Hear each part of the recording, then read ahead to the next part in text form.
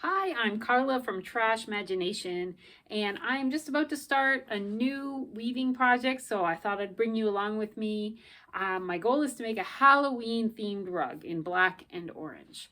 And the style of rug is going to be like this, where it's a weaving rug with leftover. In this case, I'm going to use all t-shirt parts. So the collars, the wrists, or the cuff, and then along the bottom the waistbands, because I use the body of the t-shirts to make a different kind of rug called a fluffy rug, and I have those components left over when I prepare the yarn to make this. So these two crafts are complementary of each other.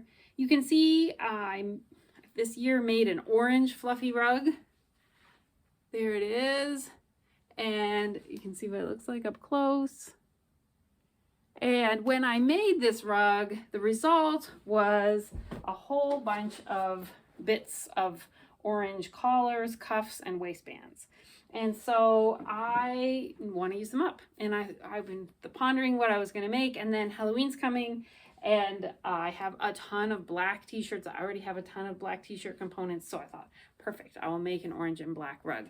So you can see this is my loom that I've made out of upcycled photo frame that I got in the trash, and I go into this in a lot more detail in my other videos, but I have made my warp alternating orange and black colors. You know, one of my tips is to alternate the colors of your warp, so at a glance you know which parts of the warp to grab when you're weaving. So that's my portable loom that I use to make rugs. You can see behind me here, this is my stand-up loom. But I make most of my projects on the videos with this kind of loom because I think that's more accessible for most people. So I'm going to get started on making the rug and take you along with me and talk about some of the things that I think about when I'm making rugs. One thing I want to point out about this rug that's different than some of my other ones. So as you know, I love using a certain kind of t-shirt, the kind that the yarn rolls up like this. You can see it. It makes like a little loop. And most t-shirts are like that, but some t-shirts don't roll up very well. And I was given a bunch of orange t-shirts like that don't roll up. What do I mean by they don't roll up? Well, so for example, this is a strip of that type of t-shirt, and when I pull on it, it's kind of limp. It doesn't roll up into that cute little curly thing that I like to use with my fluffy rugs. So I had already cut up some of those orange t-shirts before I realized they didn't curl up. So I'm going to try to use up those in this rug today, along with the cuffs, collars, and waistbands. So here we go. So I've got my orange t-shirt bits here, my black t-shirt bits here, and what my plan is, I'm going to do alternating stripes going up. I'm not exactly sure how wide I'm going to make the stripes. I have more black materials than orange, so maybe I will I haven't decided if I'm going to make the stripes even or not, but let's just give it a go and see what happens.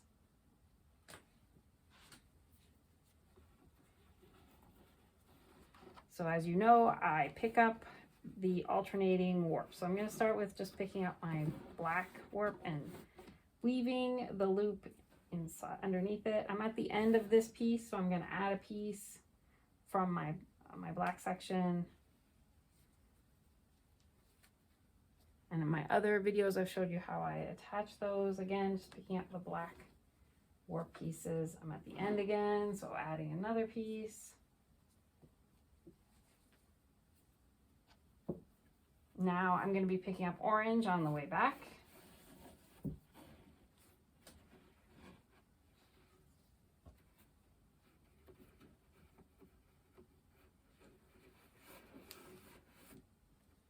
And just as a reminder, these warp pieces are the waistbands of the t-shirt. That's their adult t-shirts, makes them just the right length.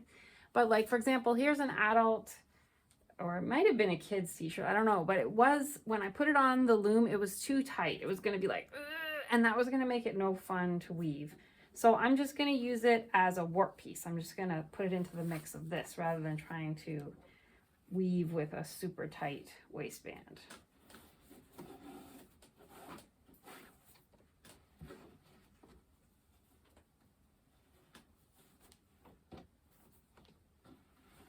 And some people ask me, where do I put these rugs? I usually put them on my front porch, which is great for Halloween because they get lots of people coming to visit. And yeah, so right now I have a multicolored rug out there. I will switch it out for Halloween since it's October. And you can see this goes pretty fast, right? Like, especially when I'm weaving with a waistband because I don't have to keep adding on. And I just squeeze it so that it has a nice density when it's all finished. So in this bucket, it just has all the t-shirt collars, cuffs, and waistbands that I've been collecting as I prepared my black t-shirt yarn. And you know, at some point it starts getting very full and I'm like, I need to make a rug.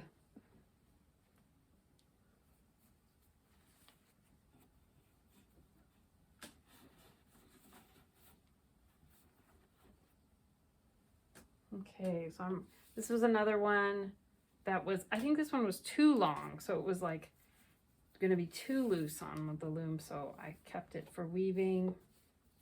Of course, the size of what you can use depends on the size of the frame that you upcycle. For me, it just works out that it's an adult large t-shirt is the perfect length.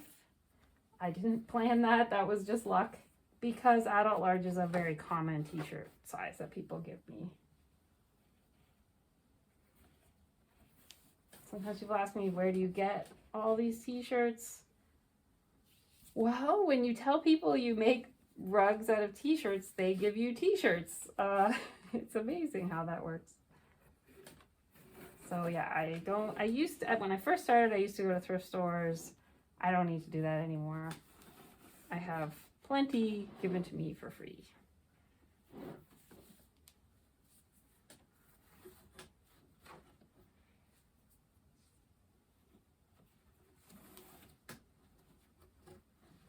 And I think I emphasized this a lot in my original instruction video, but you don't want it to be too tight. It's a loose weave, and especially when you're going around the edges here, because if you start pulling it really tight on the edges, then you're not going to have a rectangular shaped rug. It's going to become a triangle. So you just have to be, maybe don't weave when you're mad. Weave when you feel relaxed, maybe. I mean, weaving makes me feel relaxed, so yeah, just don't pull too tight. Keep it loose. Hang loose.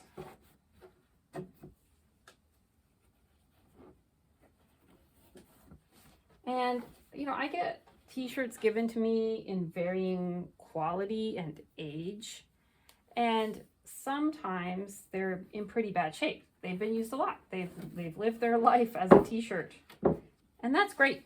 But you know, for this kind of rug, it's okay because you're not going to notice really if one of the collars in here or one of the waistbands looks really worn. Who cares? Like, this is a rag rug and it uses it up. Yeah. So that's one thing I like about this type of weaving. It doesn't matter how old the materials are. I mean, I guess there's a limit, but I've never had one that bad given to me. And a lot of t-shirts I get given have barely been worn. So.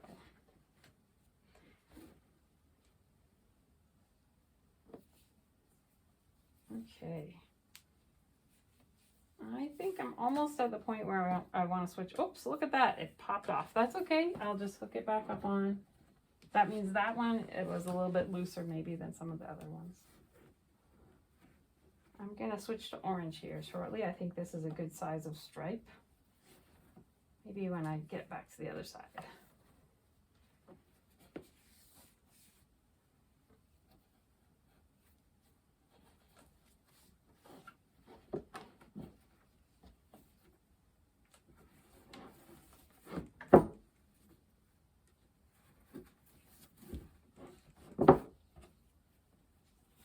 Okay, I think I'm going to switch to orange now. Now, one of the things I said I was going to experiment with was using up these things that were not collars and not cuffs and waistbands. So this was like an actual just strip of t-shirt that didn't curl up very well. So I've just tied a little knot there, and I'm hoping it'll behave pretty much the same as a collar. So I'm just going to attach it on.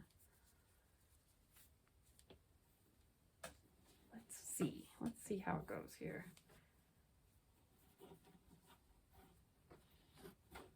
Now I'm going to add just a normal collar. I think this was a cuff actually.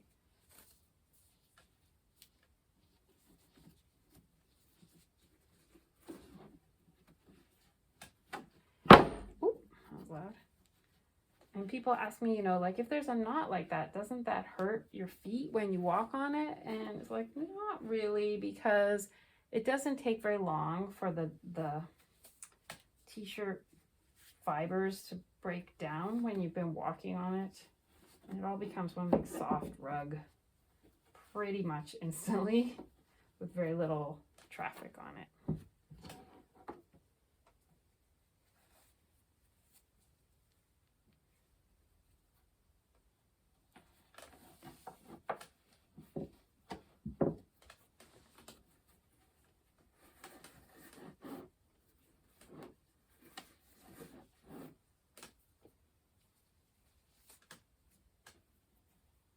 Okay, I'm gonna pause the video and just keep weaving for a little bit, and I'll come get you again after I've done a bit more weaving, because I don't have something to say anymore, and we'll see how it's looking in a little bit.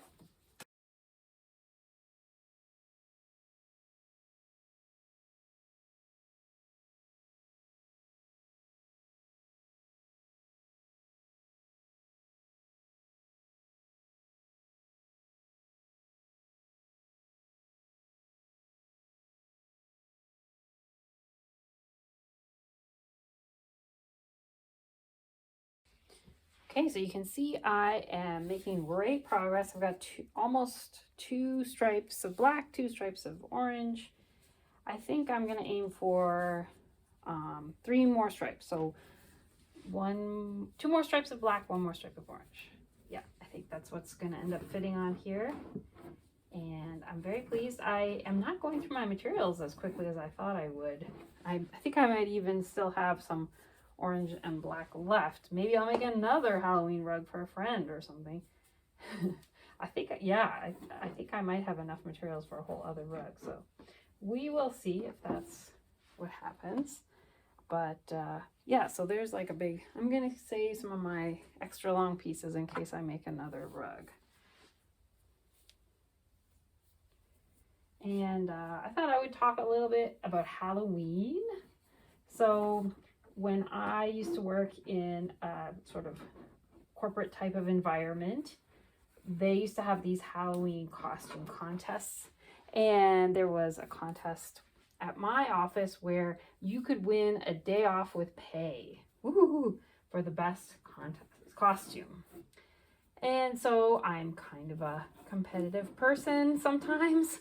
So I decided I was going to go for it. And my strategy, I was working for an environmental organization. So my strategy was to make my costume all from recycled materials. This was actually before I started doing Trash Imagination and before I was as obsessed with upcycling and recycling. So this was like baby Trash Imagination time. And I used to win every year. And it got to the point where they were like, nobody else is going to want to compete if Carly keeps winning. So they made a category in the contest, which was costumes made from recycled materials. And that was separate from the general costume contest.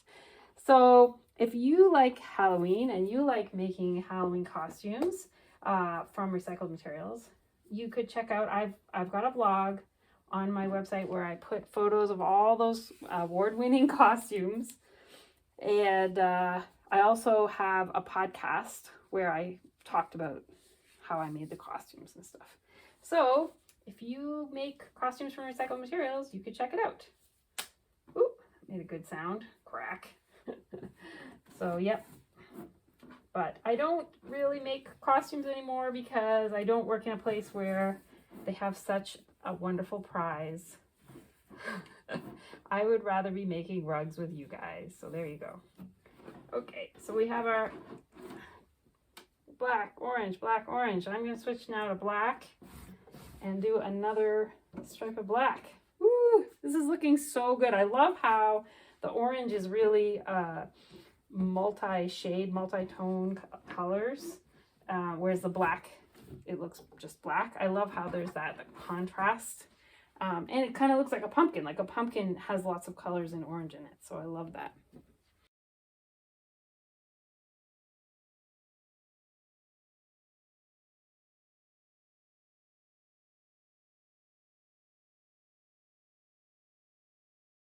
Okay, I just want to show you what happened. So I made the black and orange stripes and I got to the end of that and I realized there was still quite a big gap left on my loom on well, the end. So I thought, well, I want this to be symmetrical. So I used my powers of strength to pull the weaving more towards the center. And now I'm adding an orange stripe at this end and an orange stripe at that end. So it will stay symmetrical. And I'm really at the bottom of my orange fabric at this point. I'm like pulling, like digging around in my stash to find orange t-shirts. So I think I'll make it. I don't know if these last two stripes will be as wide as this one, but we'll see. And that's the cool thing about when I left that loop hanging at the beginning, I could just pick up weaving at either end if I wanted to. And the way I weave is I weave on this end and then I turn the loom around and weave on that end. And I'm just going to keep weaving out until I'm completely out of orange or until I have just a little tiny loop left on either end of the loom, which is what I need to finish. So it's looking so cool. Well, I am amazed, but somehow this rug ended up being more orange than black. I didn't think I had enough orange t-shirt bits to do that, but amazingly it worked out that way. The light in my studio is fading, so I'm gonna head out on the porch to work on taking it off the loom, where the natural light hopefully will allow you to see better how I'm taking it off the loom. But yeah, this took about 2 hours to weave, maybe a little bit more, and I think it looks amazing. In my first video, the way I took it off the loom is I tied two together. But then people sent me a whole bunch of advice, and now they're recommending doing this method, and I think this works a lot better. So you take two off and you just loop one over the other. So that one is now finished. And then again, loop over. And that one's finished. So I'm always going to be left with the opposite. So I'll be left with the orange one here now. That. I'll be left with the black one.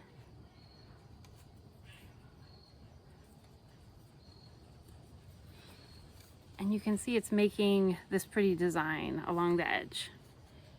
I'll be left with the orange one. I find it helpful to say this out loud so that I know,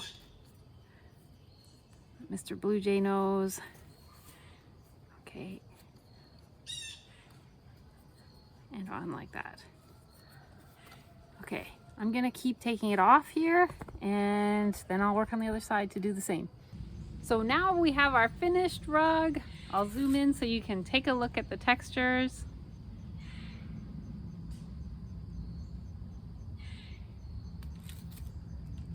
You can see it does have some knots on it. Like if I hold it up this way, maybe you can see there are some bumps.